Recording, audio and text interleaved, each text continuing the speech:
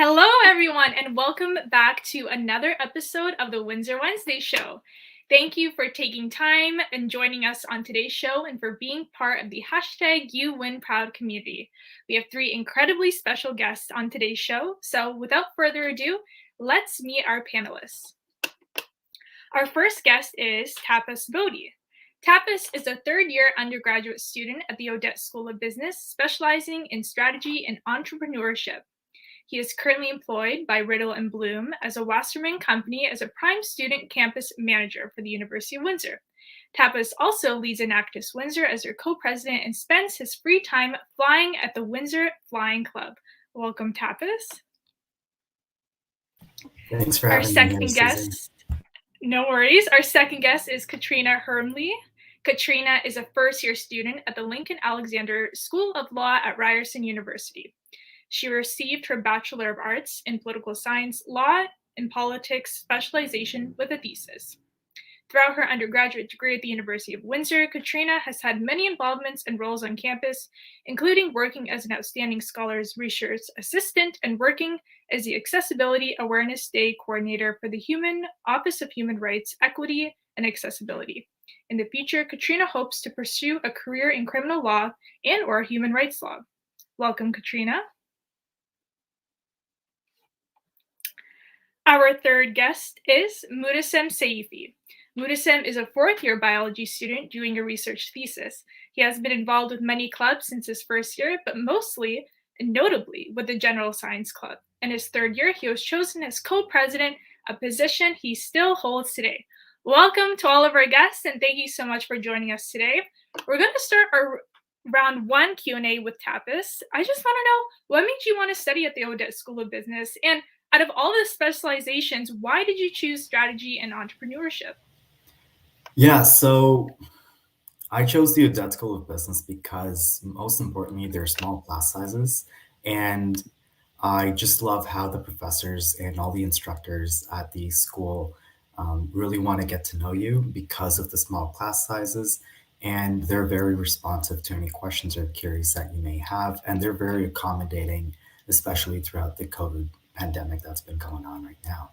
As for why did I choose strategy and entrepreneurship, that's because I've been a member of the Enactus Windsor team for the past 4 years, and after I switched my major to business commerce, it just made the logical choice of going with a strategy and entrepreneurship specialization because that's one of the biggest hallmarks that we pursue with Enactus Windsor.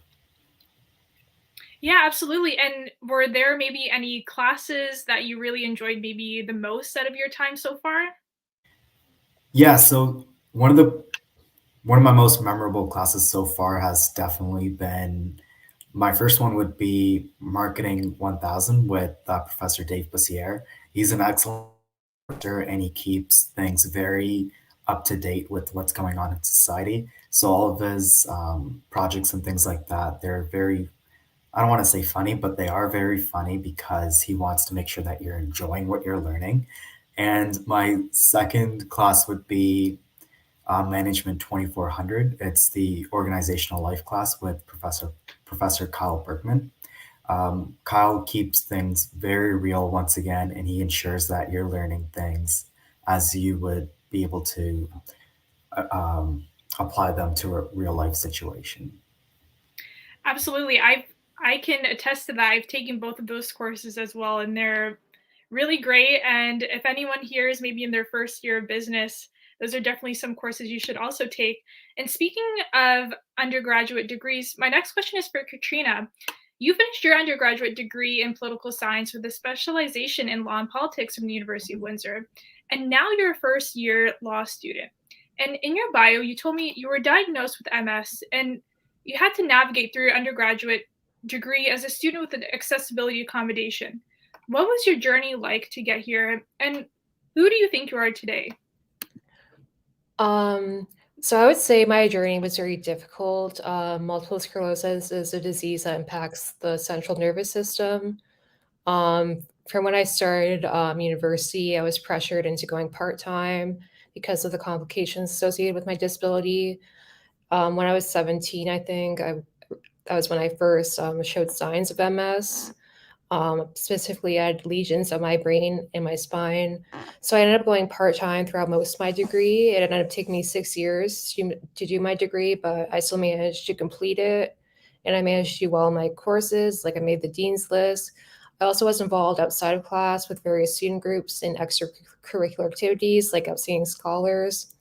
So initially, when I started university, I was okay health-wise.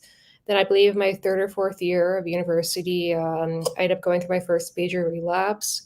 At the time, I was already dealing with a lot of extenuating circumstances, such as a few months prior, I broke my shoulder in Belgium during a school trip, and I've dealt with several family deaths at the time. But my first relapse led me to experience chronic pain and mobility issues. I had days in which I couldn't walk or feel my legs. Also, that was the time I was further down in my ability to complete my undergraduate education. I was told to drop out, but I was still interested in going on to law school. I ended up completing my deg- I and also just completing my degree. So I wouldn't give up. And with my accommodations, I was able to make it. That helped me a lot during my degree. And by the time I was 21, I was formally diagnosed with MS, and shortly after, I began disease-modifying therapy, which initially was difficult because of the side effects, but eventually stabilized my MS. And afterwards, I was more determined than ever to complete my degree and work on my law school applications.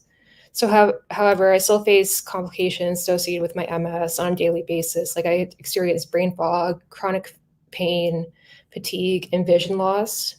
So um, then with my med, then with my medicine, it weakened my immune system, which especially when COVID started, it definitely caused a lot of anxiety. And also, at the time, I was applying to law school. Studying for the LSAT was very difficult. It's difficult enough for anybody, but when you have cognitive issues and memory issues, it's even harder. However, I ended up writing the LSAT twice. Um, As noted, I faced a lot of judgment and attitudinal barriers because of my disability. I was told not to go to law school because of my disability and that I shouldn't finish my undergraduate degree. However, I knew that I wanted to go to law school more than anything. I eventually got applied and got several offers. And last May, I completed my degree. Currently, I'm going to law school full time at Lincoln Alexander School of Law, which is in law school has always been my dream. And I'm also, on top of that, I'm involved with several extracurricular activities. I'm taking French lessons on the side. So it's been very demanding and stressful. So one of the ways I was impacted by my MS was the types of ableism I faced during my experience, the comments I faced, but it ultimately led me to become more interested in disability rights issues and policies. And I hope to maybe pursue a career related to human rights issues related to disability policy. So yeah, that's how my MS impacted me and led me to where I am today. Absolutely. And that's such an inspiring story, and especially for students that have accessibility accommodations. And Katrina, I just want to know maybe what kind of words of advice would you give to students who have that dream of also wanting to pursue a law degree that may also have accessibility accommodations?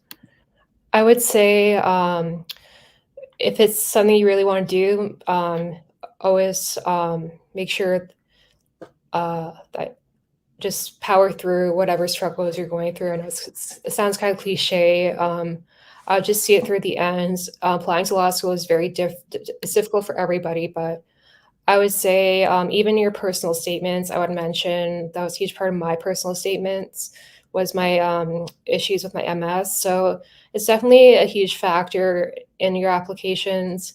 And I would just say keep looking at the goal at the end. Like I'm still like also you're gonna like depending on what you're dealing with, you might be doubted in your ability to go to law school, but I was doubted constantly in my ability to go to law school, but I'm currently in law school right now, and so far it's stressful, but it's going all right. Like I'm going full time now, so yeah. Absolutely. And later I'm going to ask you a little bit about what made you want to pursue a law degree, but again, such an inspiring story, and I'm sure a lot of people who are watching this right now feel the same as well. And Moutasem, I want to move on to you. You're also in kind of your final year of university now. I think you mentioned you're in your fourth year, and you're studying biology. I just want to know, over your time at the University of Windsor, what were some of the courses that maybe you're interested in biology? And I know you're also trying to complete your research thesis. Is it maybe related to that as well? Yeah, so actually, my first 2 years at the university, my program was biochemistry. It was not biology. I shifted to biology after my third year, actually during my third year. So at the first, I just like in my first year, I took the typical courses all programs usually take. Like it's a couple of biology, chemistry, physics, and calculus courses. My second year was a mix of biology and chemistry courses, but my third and fourth years were like more concentrated on biology and biochemistry metabolism courses. So I have always been interested in immunology, microbiology, some aspects of ecology and evolution, also biotechnology. So actually, my research thesis is related to microbiology and biochemistry because my I'm doing research with Dr. Trent. So my research project is about testing the efficacy of the hand sanitizers, which we have synthesized. So biochemistry comes into play because hand sanitizers are composed of different chemical compositions, and microbiology because we are testing it on different bacterial species as well as viruses to know whether it's effective in killing those pathogens and to ensure a safe and protective environment for the people. Wow, that's a really interesting research topic, and it's pretty relatable to the COVID-19 pandemic right now. You know, everyone's using hand sanitizer. And Mudisam, what's your plan after graduation? Are you thinking about going to med school or doing maybe time at grad school? So actually, I'm still deciding. Like I'm preparing for both. I have taken all the courses required to apply either to graduate school or med school. It's still like a matter of time because I have still to take other tests to apply for med school. But I'm also taking research thesis in case I wanted to do graduate school later on. Yeah, absolutely. Yeah, I think that's a lot of that's a big topic that's on the mind of a lot of fourth year students right now, thinking about life after graduation. I know that's something I'm also thinking about now. So just know that we're all in the same boat. I know Katrina had to deal with this last year when she was applying to life after her undergraduate. So no, thank you for that. And I just want to let the audience know, if you have any questions for our guests that you maybe want to pop in, you can always add that into the comment section on either Facebook or YouTube. And we're going to move on to our round two of our Q&A. I'm going to go back to Tapas. You're employed by Riddle and Bloom, a Western company, as the Prime Student Campus Manager for the University of Windsor. I just want to know, what kinds of services do you offer to students? Yeah, so a lot of what I offer is so I'm always trying to take part in student activities, engaging with students across many different organizations. So notice if you're ever hosting an event, this is just for example, but if you're ever hosting an event and you're looking for giveaways, my organization is always looking to give away items, but also increase the word on Prime Student. So yeah, so at this point in time, Prime Student is giving students their first 6 months of their membership at no cost. And all you have to do is you have to click on or you have to type in primestudent.co/uwindsor1. And once you transfer your Prime account to a Prime student account, your next 6 months are at no cost. And instead of paying $8 a month for a Prime membership, because you'd be on a Prime plan, you're only paying $4.99 or $3.99, either or the or. But anyways, it's 50% reduction in cost. And obviously, with that being said, you still have access to everything Prime has to offer, like Prime Reading, Prime Videos. There's also Twitch and all things like that. All right, well, there you have it. The link is attached here. Everyone can see it, primestudent.co-uwindsor1. I think that's definitely something that I'm going to have to switch to. I'm a student. I had no idea about that. So there you go, folks. Thank you, Tapas, for that. And again, we're moving back to Katrina because like our conversation before, you were talking about your experience with law school. Do you want to maybe dive a little bit deeper into what made you want to pursue a law degree? And you kind of touched on it in your previous answer, but what you want to pursue after that law degree and what field you maybe want to work in as well. So from a young age, I've been exposed to various legal proceedings. So some of my first memories are being in courtrooms, law offices when my parents were getting divorced. So by the time I was 13, I became really interested in true crime. Specifically, I was following the Casey Anthony and Jodi Arias cases. I became very interested in criminal law. And by the time I was in high school, I took various classes related to law and social sciences, which further ignited my interest in law. I also did well in these classes compared to other classes like my science classes. So I was also interested in issues related to law and various politics.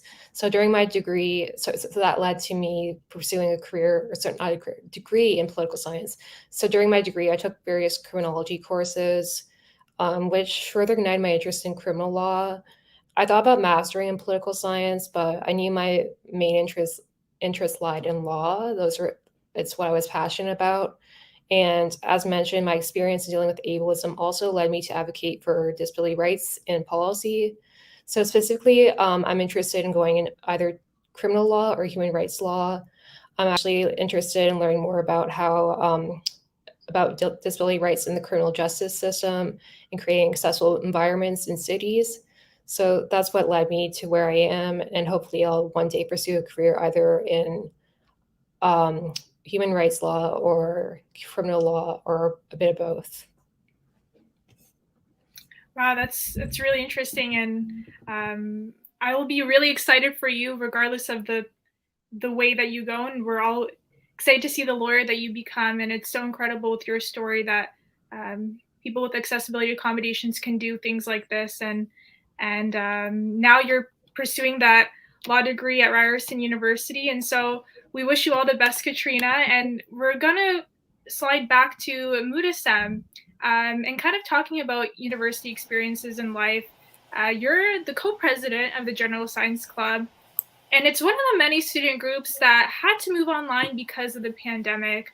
What kinds of initiatives has your group done for students interested in science? And are you looking forward to returning to campus this winter as much as I am? So yeah, for sure, we're looking forward to return on campus next semester. I hope we can have more in-person events, as many as we can, in order to compensate for all the online events we had to do over the past year. So actually, I first joined my General Science Club as a general member in my first year. I was a marketing member. I was then promoted to a marketing executive and then to a vice president. And then I became the co-president in my third year. So one of the many services we offer to students is that we actually provide them tips and tricks on like what courses shall they choose according to their program. Offer them like advice, study tips. Also guide them like in their process of applying to graduate schools later on, and also provide them with reference letters if they like engage with us and attend events. We keep track of all the hours that our general members have, and we have like been able to verify for their activities regardless of whether they're applying to graduate schools or mid schools or other professional schools. We're actually a departmental club. We are associated with the General Science Department at the University of Windsor. So we always, like to represent General Science program. It doesn't have like many students, but we always try to support them.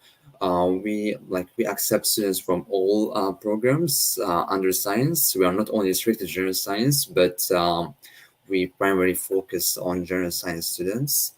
Before COVID-19, we actually hosted events like bake sales, exam distress events where we had like sticky notes written on them some exam study tips and wellness tips, because it's important to take care of your mental well-being during that stressful period. So we handed them out with some sweets for students. So yeah, it usually used to be like 2 weeks before the exam periods. We usually had the opportunity to have fun and hang out with other students, provide a time where they can just like relieve their stress before that stressful period. But after the pandemic like came, so we had to move online. So during the summer, so yeah, so during the summer before last year, what we done is that we started working on an application cycle, because actually we are a starting club. So what we wanted to do is like grow our presence on campus, and we wanted to expand our team. So we have listed a couple of positions, executives and general members, and we released the application cycle in the month of August of that summertime. We had many applications, over 100 applications. We had to go through them and look at their qualifications from their resume, what they have done so far, and we were able to expand our team, and we had a really fruitful year last year. Although it was online, we hosted events like we did some trivia nights where we asked some science questions, and people who answered most of the questions right, they were given prizes at the end. Prizes like Starbucks gift card, Tim Hortons, Amazon gift card. Also, yeah, we were planning to hand out some sweets, but due to the COVID-19 restrictions, we just kept to the gift cards. But normally we used to give out like a jar of sweets. That was when we used to have in-person events. So we also had collaborative events with other clubs. We had collaborative event with Forensic Science Association. It was an online bingo event. We had like about 10 winners, and we gave them Starbucks and Tim Hortons gift cards. We also had another collaborative event. It was with Pre-Physician Assistant Society. So it was an Instagram poll on the stories, on both our stories. So the people who answer most of the questions right were also given prizes. This year like this semester exactly, this fall semester, we are planning to have some online events, but hopefully next semester, the winter semester, we will be returning back to campus and have more in-person events. We also had an event around Halloween time and after the exams around Christmas time, you know, um, just like normal Kahoot event where we just asked general questions not related to science. It was like mostly about Disney movies and that, just for a chance for people to like to relieve their stress and think about something else outside studying.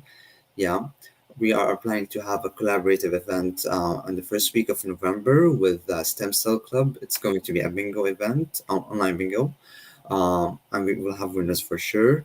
So stay tuned for that. That's awesome. And if people are interested in getting to know more about your events, how can they find this information? Do you have a Facebook page? Is it on the University of Windsor website? So yeah, we have both a Facebook and Instagram page. Okay.